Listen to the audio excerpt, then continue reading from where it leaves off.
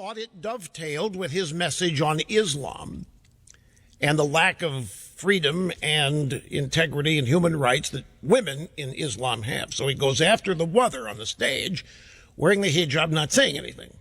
She's not the target. And Mr. Khan is not the target. Hillary Clinton is always the target. The Democrat Party should always be, and Hillary Clinton should always be the target, not this guy. This guy is every bit the foil that Cindy Sheehan was for the Democrats. This guy was plucked out of a universe that may include a law firm that does Hillary's taxes. There's still people trying to find out who Mr. Khan actually is, besides what is known. But it's clear that he and his wife were put on that stage as props, disguised as the Democrats being thoughtful and compassionate and understanding and all that. And the fact that he wasn't seen as a prop, I think, is owing to the fact that people just don't look at Hillary and the Democrats, at least in the Trump campaign, through ideological eyes. The real story, if you want to boil this down, the real story here is the way Democrats treat parents of war heroes and victims versus the way they treat Republican parents of war heroes. I mean, the comparison here from the moment Mr. and Mrs. Khan stepped on stage was instant. At the Republican convention, we had a mother of a fallen hero at Benghazi. Her name was Pat Smith.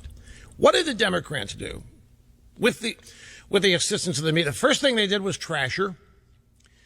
Then they fact-checked her. Hillary Clinton lied about Benghazi. She lied to everybody about the video being responsible for this. She was telling the story of the video being responsible for this in public for 2 weeks, while at the same time telling everybody privately the video had nothing to do with it. She told the parents, when the bodies came back, that she was going to get the guy who did the video that caused all this. So Pat Smith reports all this at the Republican convention. They attack her because they're not going to let Hillary Clinton be harmed by anything. They are not. They got a wall. They have got a cordon around Hillary Clinton, and they're going to make sure that whatever incoming toward Hillary bounces off. And it doesn't matter. On 1 year, Cindy Sheehan can be made a hero and can be followed around by the drive-by media because she's hounding George W. Bush. George W. Bush is responsible for her son dying. The Khans are trying to make, the Democrats actually are trying to make Trump look responsible because of his insensitivity. When, in fact, if you want to start assigning responsibility, who voted for the war in Iraq where the Khan's son got killed? It was Hillary Clinton. She voted for it. You would never know this if you listen to the drive-by media. The real focus of this whole episode should not be the Muslim couple, but rather the Democrat Party and Hillary Clinton, especially the Democrat Party and Hillary Clinton's treatment of Patricia Smith and others, the parents of others. They were lied to directly. The media does not fact-check Hillary.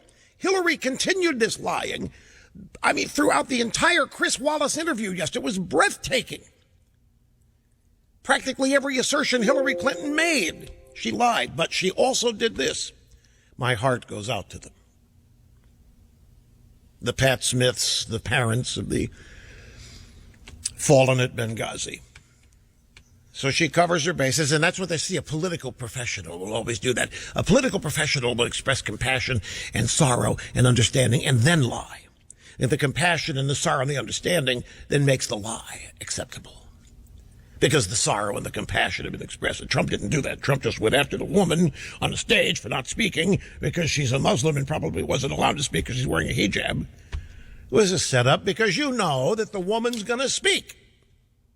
which she did on the Today Show today. She's speaking all over the place now.